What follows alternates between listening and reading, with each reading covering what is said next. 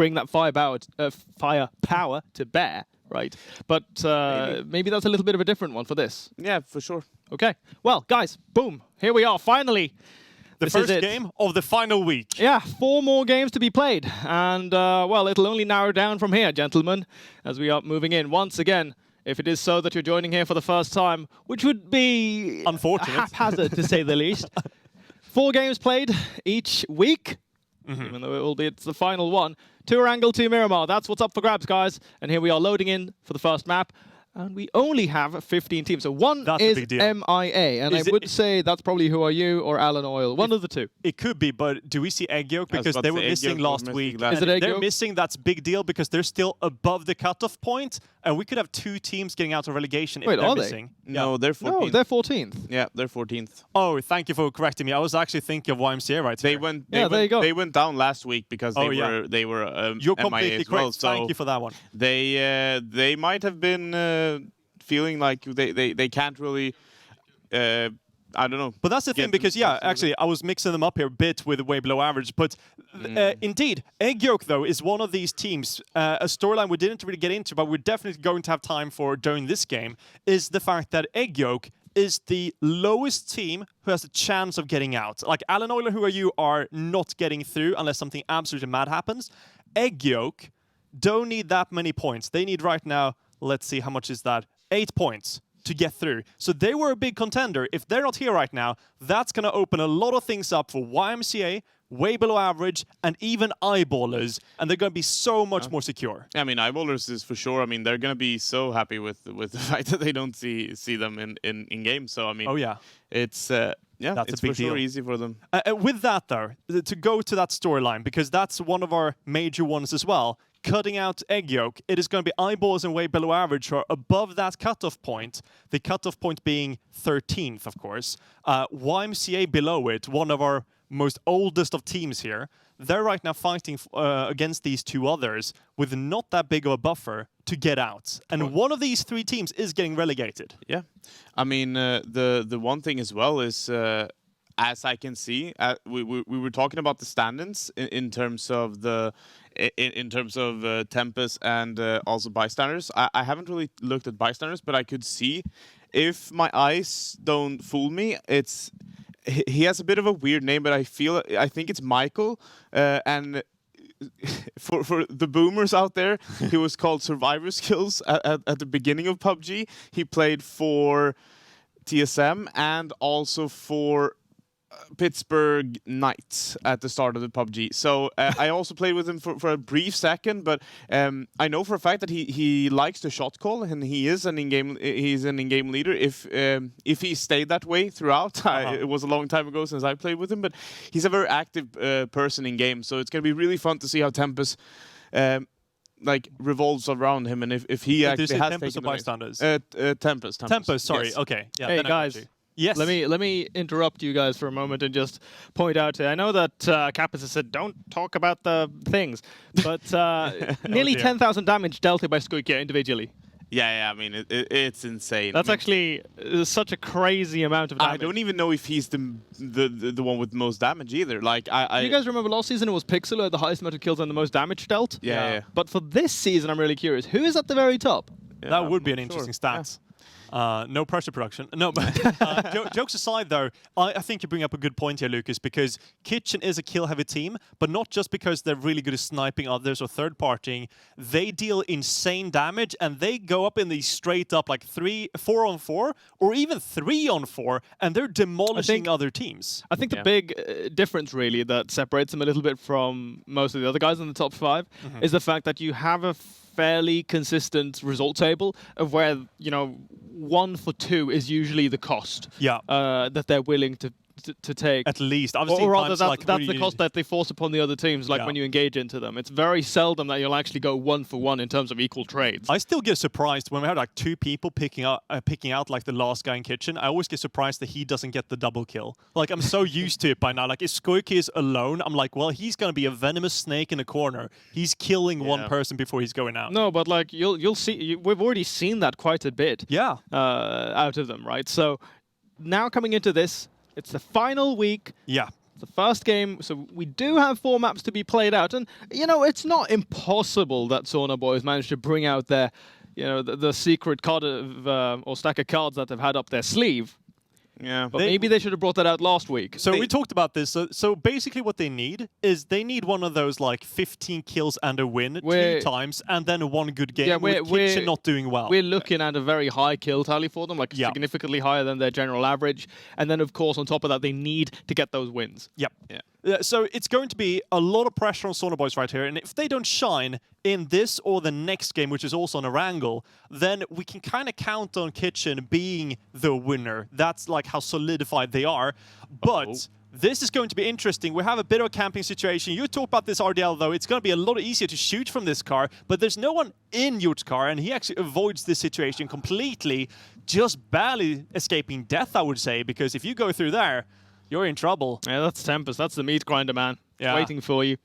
So they do the smart thing. They peel off. I literally had like David Attenborough in my head, just like narrating this. And here we see a bystander just narrowly trying to escape death in the wild. It's just perfect. The lioness jumps after the zebra. She catches him! All right, There we that's go. actually a big problem as well, because Beamy has just been an instrumental player for bystanders.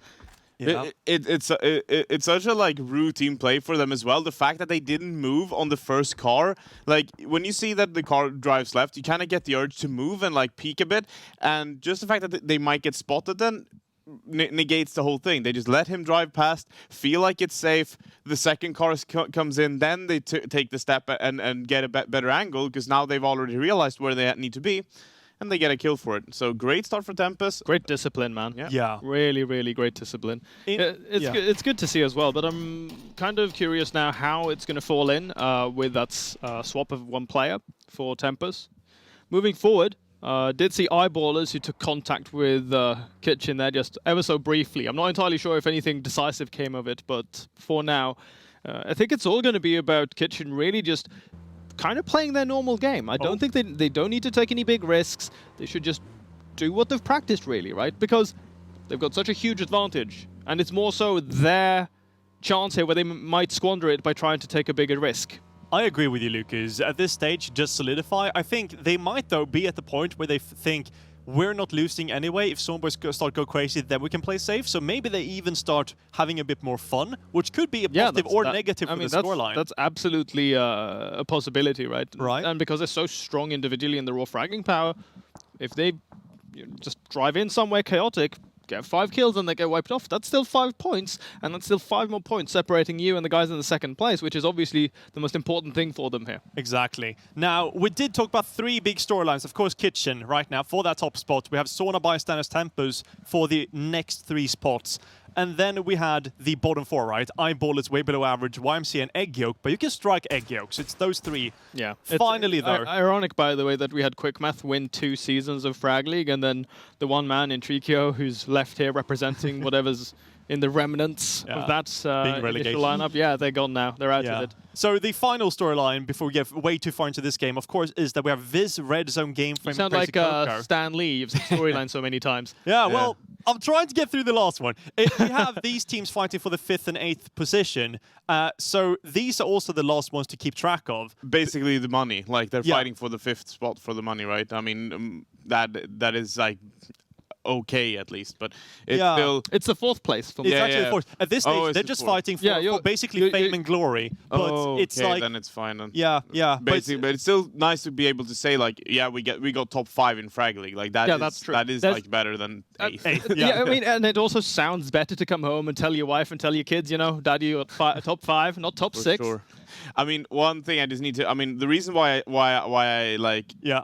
Did a wow before was because it was such a like 50-50 circle in terms of where it was gonna go. Everyone was stacked in the middle, and it went to it just hard shifted south. Yeah. Just so everybody had to migrate because there was nobody in Pachinki, there was nobody down low. So I mean, yeah, everyone had to start rotate instantly, and yeah, now everyone is trying to get a position, and it's so clustered. Bystanders just bumped into Kitchen and started running away, right? This is what can happen on those crossroads just to the east there. And once again, I mean, we're watching Uncut Drew right now, just looking for any stragglers, any of these kind of cars, and I mean, they've spotted out Tempest, right? They've already taken a couple of shots towards them. yeah. I think they struck him once or twice. They've got a little bit of a split going on, as you can see. Tempest are going to rotate around them, so I don't think there's going to be too much to be gained from this position, less they might spot out Calvin, but he's actually the one to return that shot immediately. So Rudy catches around with the face, and that's him down to 77 points of health, and the rest of the boys need to either rotate in or they need to pull out. Yeah, this type of position, I mean, it's not central in the zone. I mean, look at Red Zone, for example. They're going for the full individual play. They're taking the whole potato hill, and I mean, they need a 360 vision, and they need to hit every shot. As soon as they see someone at some place, like inching closer, they need to tap them in the head and say, "Yep, no, you're not getting over here." But here, look at this. Quickly. But yeah, I mean, NHS of Doom making sure he keeps track on everything, and that's way below average. They did have a hard time, especially in the first few weeks, but these guys have been surprising us several times. I remember, I think it was last week, we had one of their members who actually took out the last 3 members of Kitchen by himself. Hot and spicy. Hot and spicy. Oh yeah, that's right. I mean, he had a lovely performance in that one. So gotta be careful of these guys, although they're not really in the top here. By the way, I think it's funny that Clueless have exchanged their Korean for someone I would assume is Japanese here, Himan Sasuria. Are we going to see the whole, like, are they going to do the whole rotunda? Next season they're going to show up with a Vietnamese guy, and then 4 weeks in we're going to have a Chinese guy, and then, you know. Is that code word for He-Mannen, though? That's the question. Yeah, but it could be, you know, who knows? It could be rolling the whole thing. Speaking of hockey, but it's really interesting. I like the placing as well of Clueless. Speaking of, I mean, they have one half and the bottom half of Rorschach, and then they have people on the bridge being able to bridge camp, gaining that 1 kill, and they have so much to move on. That's the thing. Like, they have vision. They look at this. Like, it's perfect for them. They move when the circle was about to close. They already have position. Now it's all about how much do we take? Do we take the whole bottom side like Kitchen tried to do, or do we just focus on one of the sides? And it looks like they're going for the high ground and the right side of the town. I'm getting some serious Tempest last week vibes from this position, but whoa! He got knocked and then fell to his death from the car. I was posted on top of that roof. He had a clear shot. That is so unfortunate. And the fact that he hits him as well, and then he's forced out of that vehicle. Once again, also highlights like the fact of the individual plays. Like, if Ival doesn't hit those shots, they're basically getting bombed by 2 Clueless people, and I mean, they might as well just lose their position and have to go away. So I mean, okay, Bystanders getting bombed right here by Kitchen. Jesus Christ! And this is not a great start for Kitchen. Tiksu goes down straight away. Fex, well, he's gonna be sprayed down by Nice Loot. What is he doing? Half of Kitchen falling, and Diggory, he's the one to clean this up. But Jesus Christ, that was bad. Yeah, it's so costly. Managed to grab 1 out of the red zone there. Squeaker goes for that finish. Yeah, you can see right there. Menok's gone. But now Diggory, as he shall fall. Bystanders down to 2, but I believe that should be Kitchen with only 1 player left standing, albeit he should be able to recover Diggory here. Oh. Gotta be a little bit careful. Oh, that grenade actually does a big chunk of damage. He needs to be careful. He's actually going to deploy defensive Molotov, so he gets himself a little bit more space to work with. Meanwhile, though, doesn't seem as if Bystanders are too keen on pushing over across to that other building to try and go for that finish. So, should be a recovery now here for Kitchen, but they're down here to only 2 players. However, they've already been able to net themselves a few kill points. And remember, the important one here is for Sauna boys. They're the ones who need to have the games of their lives if they want to have a chance to contest this first place finish. And at the same time, Bystanders catching up a few of these kills could be dangerous to Sauna boys in the long run. Oh, so yeah, it goes you're both absolutely ways right here. Talking about how things can go, look at Uncut Jewelry. We talked about them earlier. They're in trouble right now. Tempest circling on in, but from behind, it's Knas. Yeah, I mean, he went for the hard flank towards the from the compound. He knew that they were going to get pushed, and he gets basically the turret that's holding everything together, and now everything is falling apart for Tempest. Can they actually not take this compound? Yeah, Wookie Bookie is out of it as well. It's going to be Stepbro. I couldn't even read his name. It was Stepbro something. Help me. I have no idea. It's Michael. Say Michael. Michael. Yeah. Oh, yeah. I was like, No, Michael. Yeah. Michael, yeah. It seems that he's. Did he just go down? No, he's still up there, but he's on the other side of the road, and then Flo is separated from him, and they're sort of caught between a rock and a hard place. Class who's moving on in. First time we're seeing him actually so far into this, the final week here of Fragleague Season 5, and it seems that he might be able to make it out of there. Yeah, jumps into that vehicle, albeit he's driving in the blue, but it shouldn't be doing all too much damage. Flo not connecting any of those shots. We are going to see this zone shift eventually, though. And for Tempest, I mean, the next point is going to be where they want to link back up. I wonder if they can, though, because right now we see the Uncut Julie member just circling around here, joining with Prebz. And the problem is, how do you get out of there as Flowy? Because yeah, he's kind of trapped, man. Michael's just hightailing it out of there.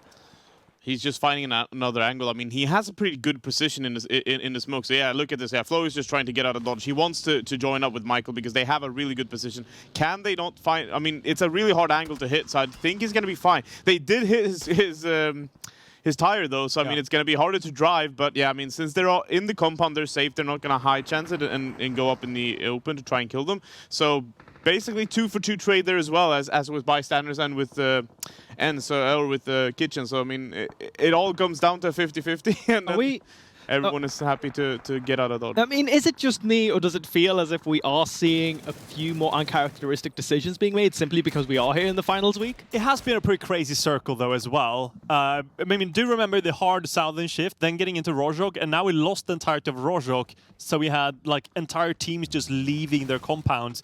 But I think it's a mix of these two, Lucas, because I agree, though, the local trading we've seen has been a lot more aggressive. It's definitely different. I don't know how you feel about that one, Audio. No, but we said it before, like, the storyline is pretty crazy. Like, it's something crazy needs to happen for anything to shift hard in the standings, and that's what people are going for, especially, I mean, Kitchen has always been a team that they have their places where they go for, like, hardcore, but my god, that's such a perfect angle that they find. This is bad for Swana Boys. Yeah, I mean, it's so bad. I mean, it's two people already going down, and this is basically what happened last week as well, right? They kept losing 2 people early to these type of splits. Yeah, need to be so careful. You can actually see that they're just going to pull out of this one. They're going to leave him for dead. Yeah, I think it's actually the right choice in this case. Game Frame, one of these teams that we've been talking about a lot, and they're not in the highest tier right now in terms of the placements, but they've been so active in a lot of these games and decided them. And once again, they catch out Swana Boys, they lose half of their team, and that's how things can go. Yeah, but I mean, look at the circle. Like, if the circle doesn't shift to the apartments, we have 1, 2, 3, 4, 5 teams in close proximity trying to get themselves out of these compounds. Everyone bombed it at the same time, basically trying to get one for themselves. And yeah, I mean, Ens only got. I mean, they got one, but they paid 2 kills for it, as well as bystanders. They basically traded just for the safe haven, and now it's. I mean, Eyeballers, they basically just snuck in there while they were fighting and just like, yeah, we'll just go in from the back and just take these 2. Don't mind us. And yeah, red zone as well with the compound. And here we go. I mean, outside in the outskirts, the fighting keeps on happening. Wow. That could have been a devastating nade. And sorry, who are you? In serious trouble. YMCA, though, taking some damage. And we talk about this. YMCA right now, just below the cutoff point, way below average, above them. Yeah, I mean, Eyeballers is just looking at the kill feed and just like smiling happily, just say, yeah, kill each other. We're just gonna chill here for a second. And I mean, the problem with their positioning is if they show themselves too much to the apartments, I mean, Eyeballers has a perfect angle. I mean, they're gonna keep on harassing them as well. So it's such a hard place to fight at. Yeah, it really is. Oh my god.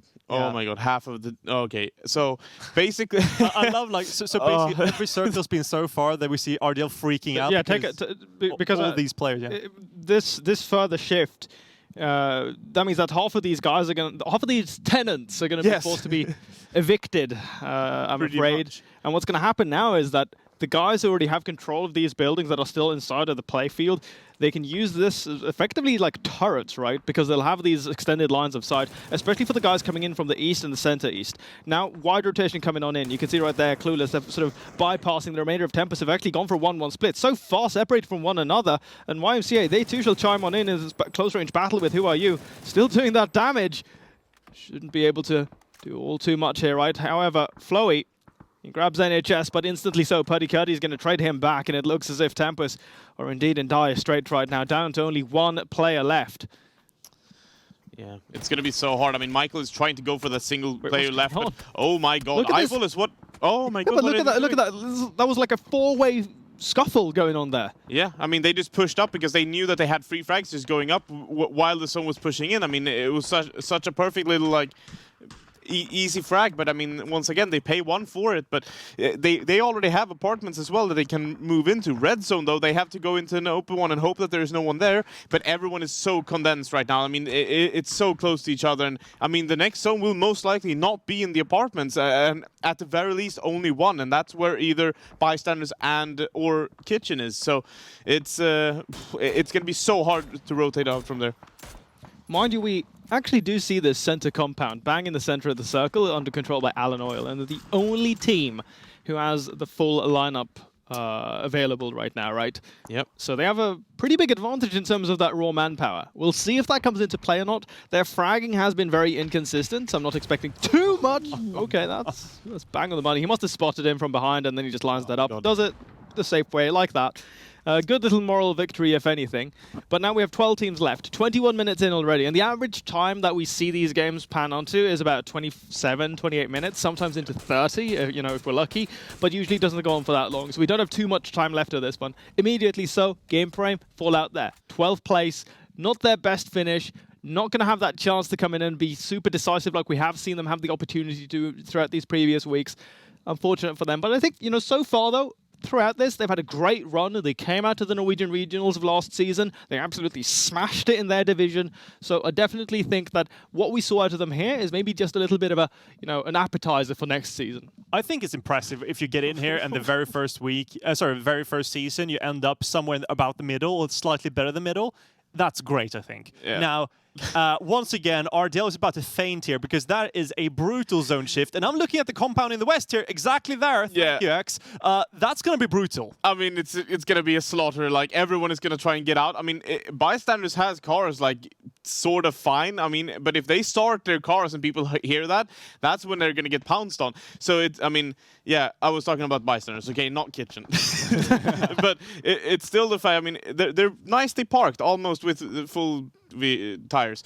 But the thing is that the one, I mean, look at Viz. Like, they're the only compound that is kind of safe to bomb. And that is where people want to go if they can with cars. I mean, usually people just go from a Hail Mary in this type of circle. So it's going to be really interesting to see if someone actually tries to do it. Oh my god, Sona Boys has found 9 ballers in rotation. They got one, but oh my god, they're getting drone by.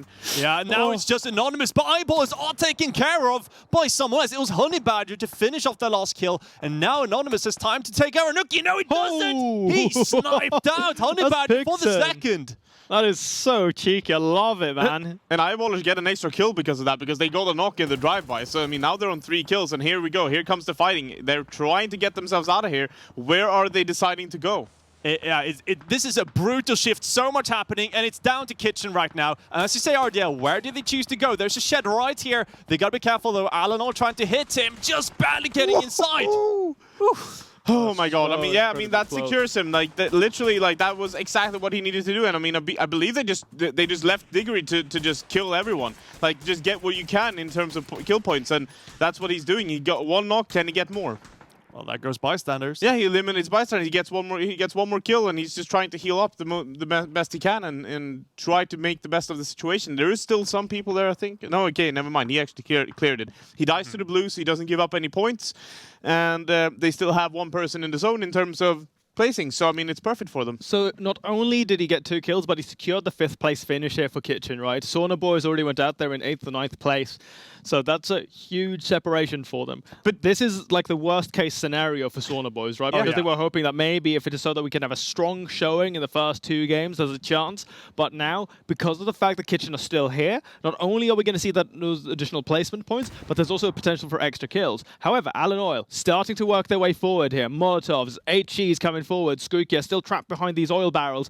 I think that he's just going to try to go for it. I will remember that. He's the man who started things off there with a great shot over towards one of the players out of Clueless. Yeah, I think he spotted him out right there. Goes for the finish, and that's it. Going out in 5th place, we have Kitchen, but they didn't have 5 kills. And we head down now to our top 4 with Alan Oil still bang in their compound, and they still have 4 players left. So the deal with Alan Oil right now is that they had 89 points. They needed to get past YMCA at 119 points to have a chance. If they are going to have any chance, they need these kind of games because they got 6 kills. We still have quite a few players left, and they have the perfect location in this circle. If it once more goes to the west here and everyone has to go into their compound, they can start tearing all these teams apart. If they're going to have any chance of getting out of relegation, this is it. Yeah, it's going to be incredibly hard here now. It's all going to come down to this next shift. But I actually really like what they've done here. They've put Ival behind this shed.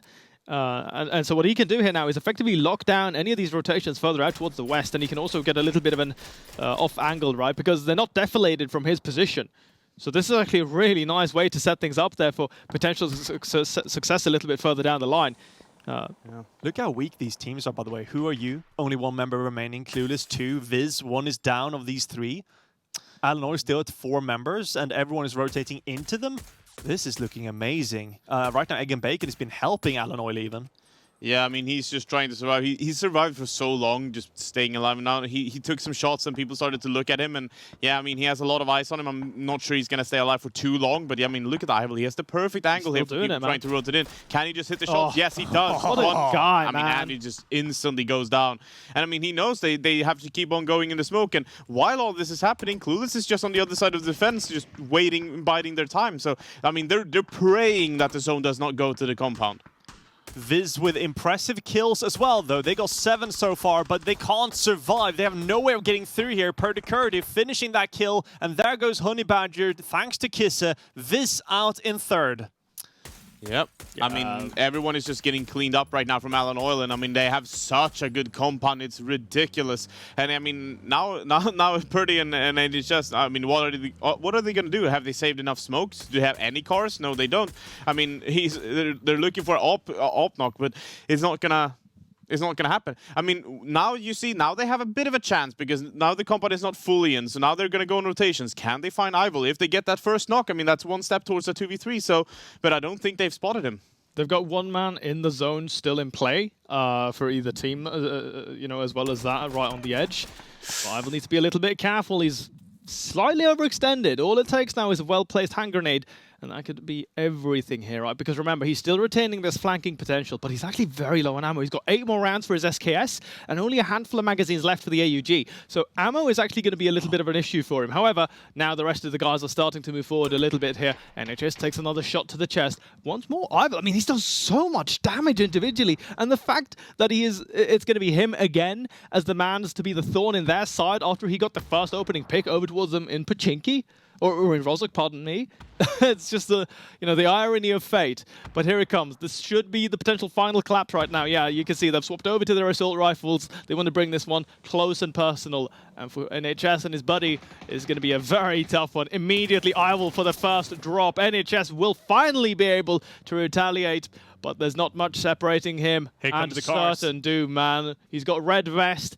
Low on HP. I don't think there's much he can really do unless he has something absolutely magical planned for us here, but it's just going to be nigh impossible right now. It really is. Looking for this close quarters, NHS of Doom putting up a great fight, but that is going to be it. Alan Oil with the win and 10 kills. They get 20 points. And remember, they had 89 points come into this. This is about a 1/4 of their total points so far. Yeah, I mean, they rotated to that compound early. They had that for so long, and I mean, they kept picking the right moments. They kept getting the kills that they needed, and I mean, once again, it's all about how once you get that type of circle, you need to be able to perform, and you need to be able to secure that type of position, and they did so perfectly. They did. That was impressive, and as I was saying, getting 20 points like this is actually something that enables you to get out of relegation. This was something we didn't expect, but that was necessary for them. And it's great to see in such a crazy game because, remember, I mean, I think it was barely any stopping to the action here. Nah, I mean, with how the circle was shaping out and everyone rotating into the same place, I mean, it was crazy. Everyone kept rotating into each other, and I mean, so many spray downs, so many small team fights where people were trading. I mean, look just at the highlight reel. Yeah, there were a ton of these small skirmishes that were going on, and I pointed it out earlier. I want to see if that's going to be the case for the second game coming up, but I definitely feel that there were a little bit of uncharacteristic decision-making in terms of the level of aggression, in terms of the people like, yeah, you know, we could take this A bit rotation. more coin flippy. Yeah, absolutely. Like, you're willing to gamble a little bit more, and I think especially so some of the guys at the top here, the ones who feel they're just a little bit too far behind Kitchen to be able to come and fight and keep that up for contention. However, for the guys actually fighting for that second place, you know, there was still a lot on the line, right? So they have to obviously keep things in check. However, what a game. Alan Oil, obviously, they had a great flow with the zone, and they managed to keep their compound under lockdown. No one really had the chance to really get in close. I love the level of assertiveness we saw out of Ivel. He seemed to just be very much so comfortable in this kind of situation where he was always looking for those kills, looking for that damage, and I'm so glad to see that he actually brings that out now. Once again, you know, it's a little bit sad though that it didn't come out earlier, right? Right. Because look at how well he handled himself, how many times he set up the rest of his fights for the team, and which allowed them to come in for that collapse, to come in with the support fire. Just absolutely lovely performance from him. It was, perhaps this is one of those cases where they know that unless something absolutely crazy happens, they're relegated anyway, so let's just go for it. What is impressive is that they were 30 points behind the YMCA. I can't remember exactly how many kills they got, but at this stage... 10, so they're 20 points. No, sorry, I'm thinking YMCA. Oh, YMCA. Because they should be like 3 or 4. Yeah, so they're like 13 points behind that. This is something you can overcome, especially if you have one more great game. Oh yeah, certainly, man. So it's such a surprise to me. But, you know, flip that the other side. Sauna Boys, they needed to have an excellent game, and they didn't. Yeah. They went down to like 8th or 9th place, had 3 kills, I believe. Completely underwhelming for what they were hoping for. It was... But it's just, look at the difference. That's the thing. Like, I need to highlight the playmaking of Kitchen. I mean, the fact that they're stuck in such a bad situation together with 4 teams. They look at the map. They discussed it for like a minute, and this is the conclusion they came up with. One guy goes, he bombs the shack. He survives the top 5, and they was like, okay, Digger, just do your thing. Get as many kills as you can. He gets 2 kills. He secures, what was it, 5 kills in total for them, and they get a top 5. So I mean, it's such a okay. We have a shit situation. I mean, what do we do? Like, how do we get out of it? It's a very mature decision. Yes, to make under that kind a of realistic one as well. Absolutely, and I love that, like the level of pragmatism. Right. So Kitchen still looking great, but in the end, in contrast to this, it is Alan Oil who takes the win in map 1. We're going to go on a quick little break, but then we come back with map 2 out of the 4 maps to finish up the season. We'll be right back.